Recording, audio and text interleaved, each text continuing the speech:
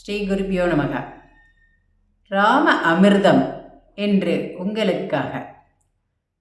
அஞ்சலி புத்திரனவனே அவனாஞ்சனேய பகவானே, அஞ்சலி புத்திரனவனே அவனாஞ்சனேய பகவானே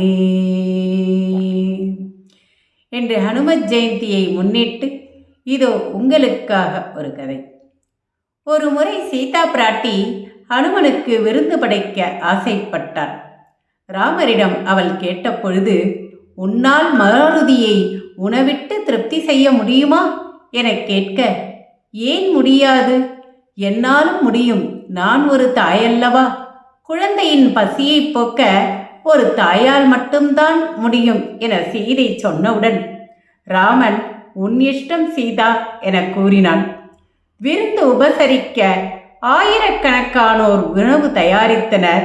உபசாரமானது துவங்கியது. அனுமன் பார்த்தார், ருத்ரரூபம் கொண்டார். சமைத்த உணவை நொடியில் சாப்பிட்டு முடித்தார். பசி அடங்கவில்லை. பணியாளர்களோ சலித்து கொண்டனர். ஸ்ரீராமபிரானை நினைத்து கொண்டார்கள். சீதையின் தவிப்பை ராமர் உணர்ந்தார். லக்ஷ்மணன் பார்த்தான். சீதையிடம் சென்று இரகசியமாக, அம்மா, மாருதிக்கு உணவிட்டு யாராலும் திருப்திப்படுத்த முடியாது. ஏனென்றால் இவ்வுலகில் அவர் சுவைப்பது ராமநாமம்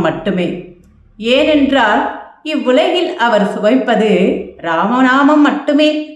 அவருக்கு நாவின் சுவையை விட செவியின் சுவையே அதிகம் என்று ஒன்று செய்யுங்கள்.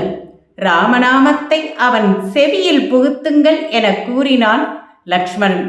சீதை லக்ஷ்மணன் சொன்னதை கேட்டவுடன் அவளும் நினைத்தாள்.